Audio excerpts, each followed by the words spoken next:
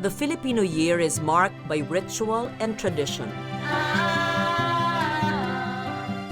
In the season of Dayaw, we will relish the preparations and celebrations that have defined our many cultures. What do we as Christians, as animists, as Islamic Filipinos value most? And how do we mark our years to show our collective aspirations? Tayo'y magdiwang at magpasalamat as we mark the milestones of the Filipino year. This is Dayaw, our knowledge, our pride.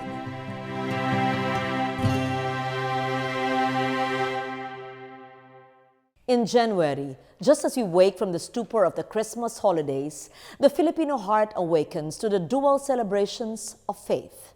The faith is centered on two important icons. The first is that of the Nuestro Señor Cristo Nazareno, who embodies our sufferings, patience, our endurance. The second is that of the Santo Niño, who embodies our optimism, our joy, our childlike exuberance. How do both icons reflect the many facets of the folk psyche? And how do the rituals and traditions connect to the ways in which we worship and survive?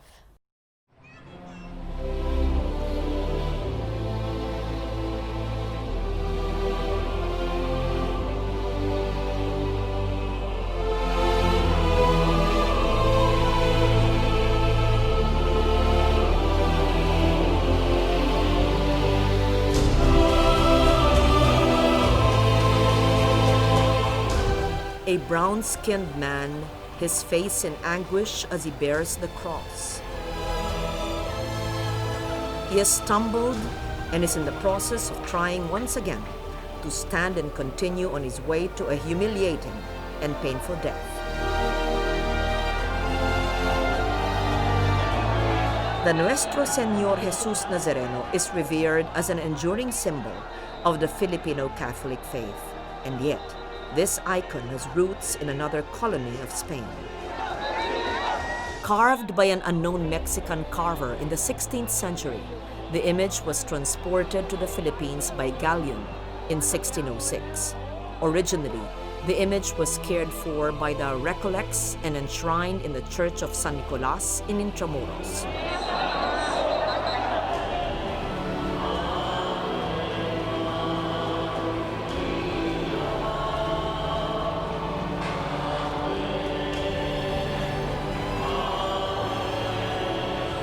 In 1787, a copy of the image was donated by the Recollects to the Quiapo Church. There is still some mystery about the image currently enshrined in Quiapo. According to some sources, the original Mexican image had been destroyed together with the Church of San Nicolas during the bombardment of Manila in World War II. Thus, the image now venerated is the copy that was donated by the Recollects. The image in Quiapo Church is a composite, with the original head of the donated santo, with a body carved by the sculptor Henner Magla.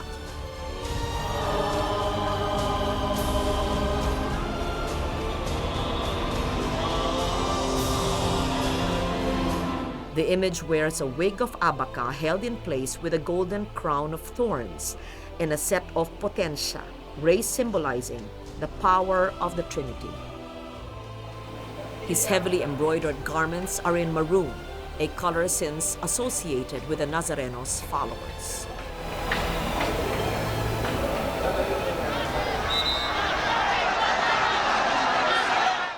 The Traslacion, the great procession that honors the image's journey from the Church of San Nicolas in Intramuros to its present home in Quiapo, is one of the most moving and spontaneous manifestations of folk faith, in all its strength and fervor. 2 days before the January 9 fiesta, the image is moved from his home in Quiapo to the Quirino Grandstand near Intramuros, where he is venerated by the faithful.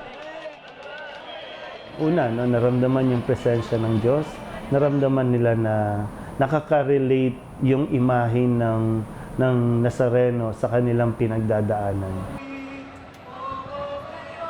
Ito yung humila o humatak sa mga tao na, yun nga, sabi nga lagi ni Kristo, lumapit kayo sa akin, kayong mga napapagal. At kapag tinitingnan mo yung imahe ng Nazareno, ay talagang nagkakaroon ng kapanatagan. In 1650, Pope Innocent had granted recognition to the lay confraternity, the Cofradia Santo Cristo Jesus Nazareno, in order to popularize the devotion to Jesus. The original confraternity lives on today through the many organizations devoted to the Nazareno. Tinatawag na Cofradia para pangalagaan yung imahe ng Nazareno. Kasama na po dyan yung, siyempre, pangangalaga sa mismong imahe, pagdadamit o pagbibihis na silang, kumbaga, nagpresenta na kami yung tutulong.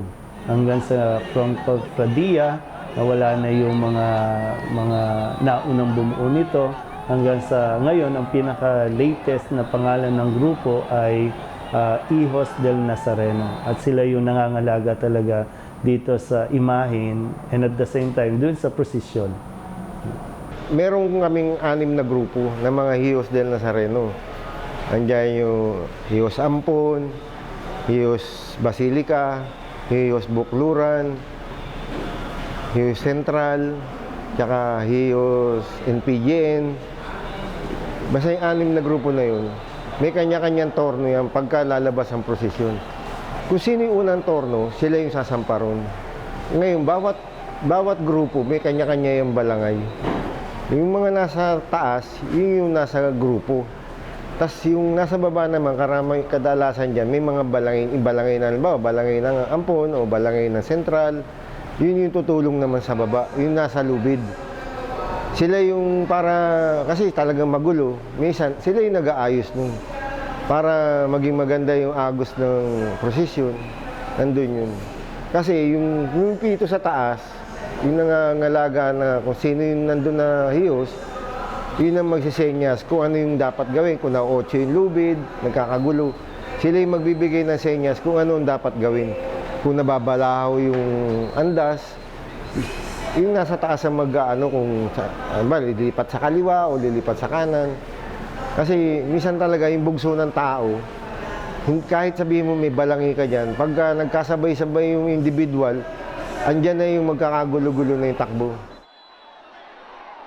These organizations gather every Friday of the year, but their great force is shown during the Traslacion. To the outsider or the skeptical unbeliever, the Traslacion may seem a chaotic and unruly exercise, but there is indeed a time-honored method to the perceived madness.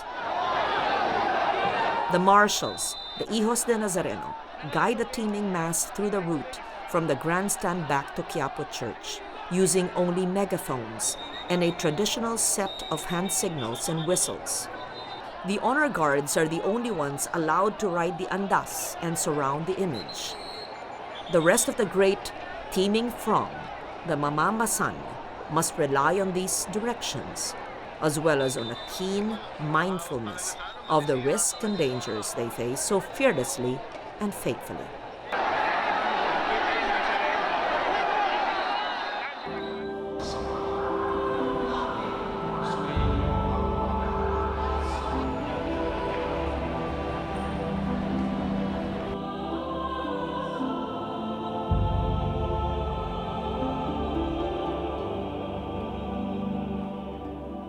Wala naman sigurong nanay na gustong may sakit ang anak at wala ring magulang na gugustuhin makita ang anak na may sakit at saka alam mo na yung kahihinatnan dahil kasabihan nga ang anak ang naglilibing sa magulang, hindi yung nanay. Habang nabubuhay ang anak ko at kung sakasakaling dumating yung time, hindi na ako sa pagdedebosyon. Kasi sobra ng biyaya yung araw-araw, minuto, dagdag buhay sa anak ko. Ang mensahe ng imahe ng Nazareno ay mensahe ng pag-asa at mensahe ng pag-ibig. Yung mga taong nawawalan na ng pag-asa o sa tingin nila parang bagsak na sila, lumapit ka at tumingin ka sa Nazareno, mabubuhayan ka ng loob. At yung mga nagdududa na sila po ay kayang patawarin, sila ay kayang, o sila ay pwede pang ibigin ng Diyos, tumingin ka sa imahe ng Nazareno, mararamdaman mo na sa kanyang pagpasan ng krus ay tanda ito ng pagmamahal ng Diyos sa tao. Na kahit ano pang nagawa, kahit ano pang pagkatao mo, ililigtas at ililigtas ka ng poong Jesus Nazareno.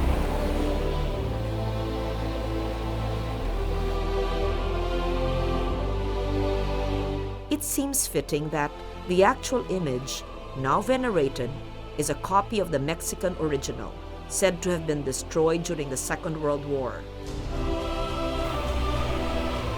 The Señor Nazareno has come full circle, translated as both an object and an icon, into a symbol of a robust and enduring folk faith. Walang iba kang kakapitan kundi pananampalataya. Kahit anong dami mo ng pera, kahit anong nang magagawa mo, kung wala ka namang faith, pananampalataya sa Kanya, wala din. Sa akin, hanggat siguro may lakas ako, may hininga ako na kaya kong maglingkod. Kasi sa akin naman, ang ano naman dyan, importante kasama mo siya. Basta nananali ka, naniniwala kasama mo siya. Walang imposible.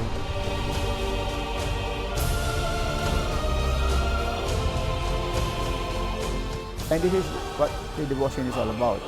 The Filipino goes through so much sacrifice. For example, to join the Feast of the Black Nazarene in Quiapo every January 9 requires, well, that you endure so much hardship. You may get trampled even to death, no? There's so much pain, but this pain is really liberating because it enables you to experience the suffering of Christ. And because of this suffering, you show that you are ready to offer your life, to offer your inner self, no? To believe in the mission of Christ, which is to purify oneself.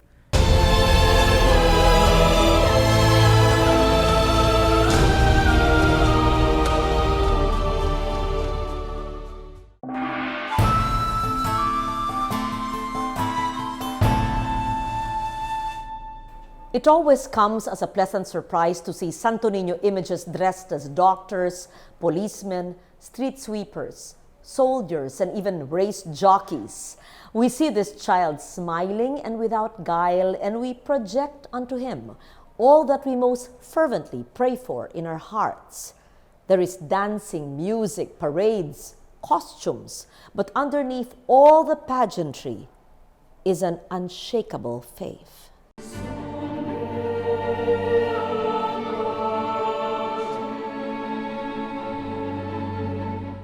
The history of the Santo Niño in the Philippines is better known than that of the Nazareno.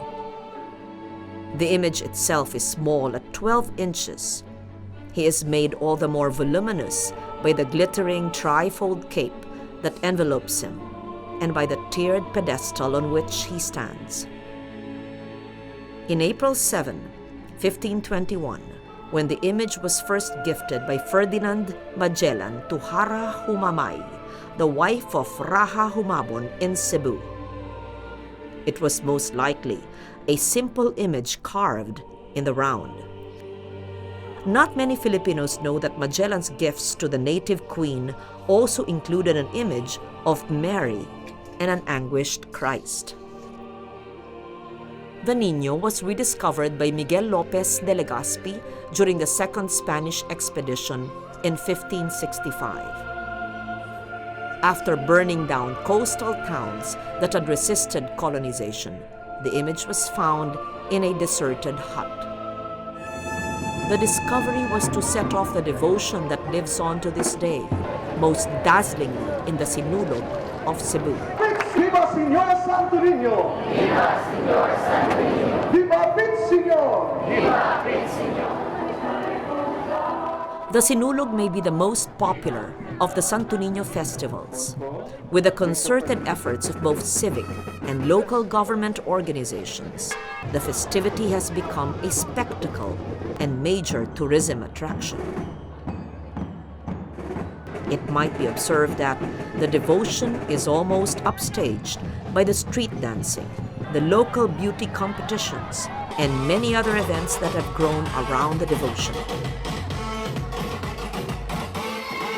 Cebu's Sinulog is perhaps the best example of how a devotion is transformed through community and national effort. The result is a show of force of a different kind, reinterpreted by popular culture, by our fascination for spectacle and for grand gestures. While it may be a spectacle for tourists, there is still, underneath, a current of genuine faith. In festivities like the Ibahay Ati-Atihan, we see humbler roots of the devotion to the Santo Niño. Simpler perhaps, but nonetheless heartfelt. Tawag namin dito Santo Niño Ati-Ati. Piyesta ni Santo Niño na may ati-ati. Tinatawag tong piyesta kasi sa parangal sa patron, Santo Niño. Tapos naglalagay ng mga uling kasi ito yung kinagisna naming paniniwala, tradisyon na penitensya ito eh. Kasabay ito sa milagro mismo kung paano ang Santo Niño nagkaroon kami ng Santo Niño dito sa Ibahay. Sa story niya, kasama ito. Kasi ang Santo Niño na yan ay piece of wood lang yan noon na nakita dito sa ilog ng Ibahay. Tawag ng mga Espanyol niyan ay Panay Aklan Ibahay Rio.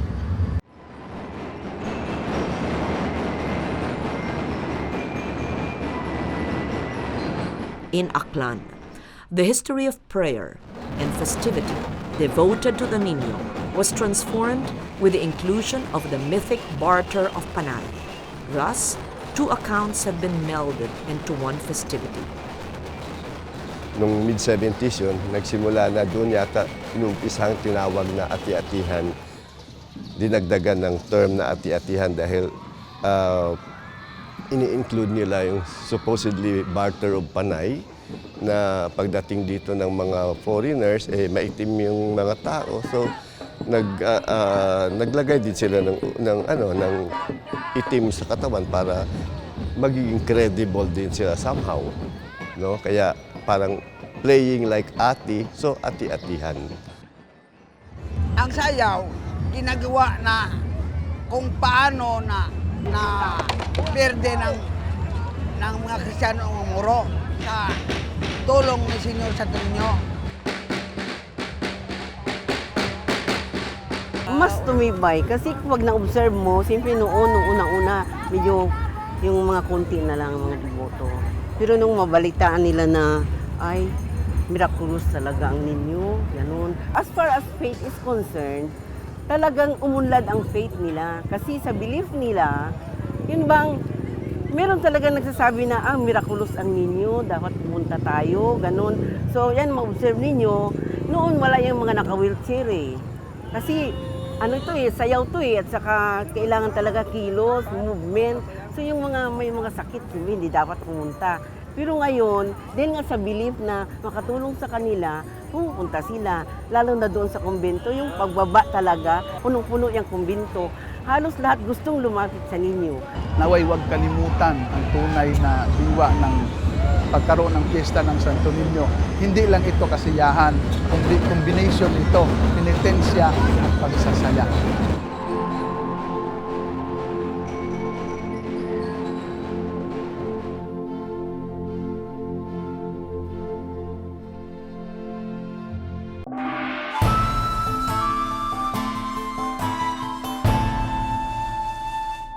With all the glitz and glamour that have transformed the Sinulog, there must be some authentic root that needs to be discovered.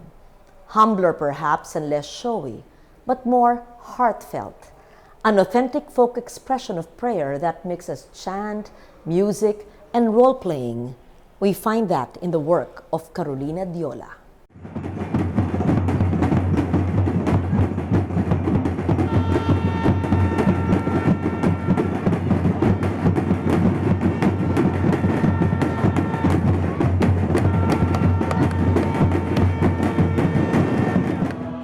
Prayer as a chanted and danced performance.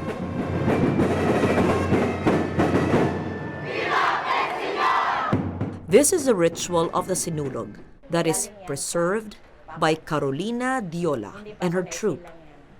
Ang amin naman, kami ang original, yung Santo Niño, hindi namin isasayaw yan. Ilalagay namin ng isang lamisa at isang kandila, yan ipatinti namin yung Santo Niño sa isang lamisa bago kami magsasayaw.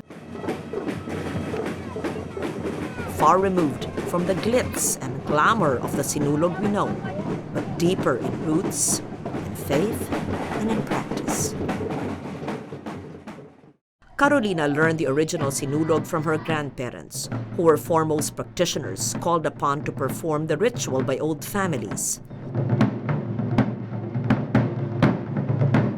In the original ritual, the Niño is never held aloft to be danced. Instead, an elaborate prayer cycle, the alabacion, is first recited by a child before the entire troupe dances before it. Yung llamada, ang tinatawag noon ay pumunta na sila sa kanilang pwesto, yung llamada. Yung ripaso, magripaso na yan para mag-umpisa na yung sayaw namin. Pagkatapos, mayroong isang batang magsasalita na matamis na batal. Malindot, maambungan na bata, makabihag sa unang-una. Bilin mo labi sa mutya, among dungog o himaya. Kalipay nga mong yuta, kalipay nga dili mapala. Pagkatapos noon, magsayaw na naman ang natural nga sayaw.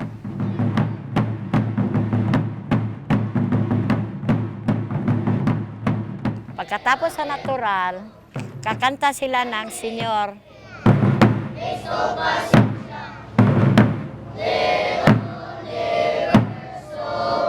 Pagkatapos, sumayaw sila ng pakli.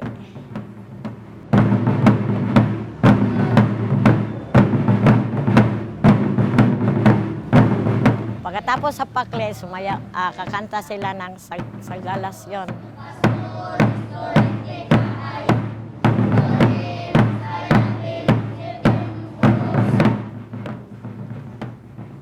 Tapos sa pakli, tukod espada.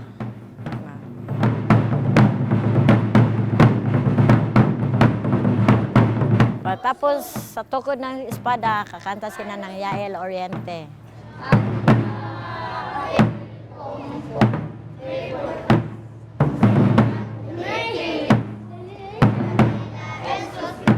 Katapos sa Yael Oriente, sasayaw kami ng kinampilan.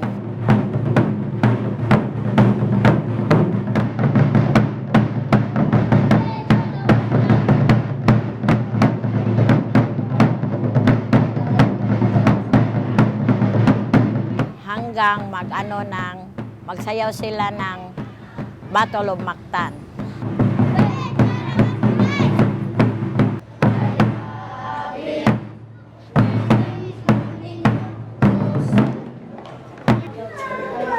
In older pre-commercial sinulog times, this ritual was commonly performed upon request by families during times of both adversity as well as thanksgiving. Sana ang mundo mawala yung mga disgrasya. Gusto namin ng kalinaw. Yun, hiningi namin yan sa Señor Santo Niño, ang kalinaw sa buong bansa.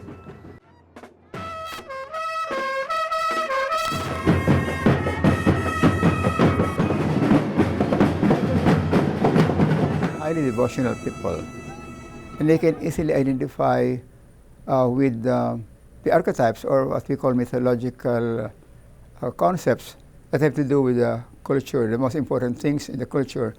One is that Filipinos are highly child-centered. We love to cuddle the baby, and everybody dotes on the baby. And therefore, the Santo Niño is a very good symbol of the child, the playful child. At the same time, Santo Niño, being the Christ child, becomes the center of devotion. Not only is the Santo Niño playful, but the Santo Niño is also sacred. And that's why the Filipinos revere the Santo Niño as both a sacred figure and as a kind of playful child. And if you are going to show your devotion to the Santo Niño, you have to play non-stop with the Santo Niño. And of course, it requires a superhuman ability for you to be able to play non-stop. But that's the very essence of the ati-atihan. You play the drum, you dance, you sing, you do any kind of performance that is in the spirit of playing with the Santo Niño. This is to show you the devotion to the Santo Niño is also a form of sacrifice, but at the same time playing with the Christ child.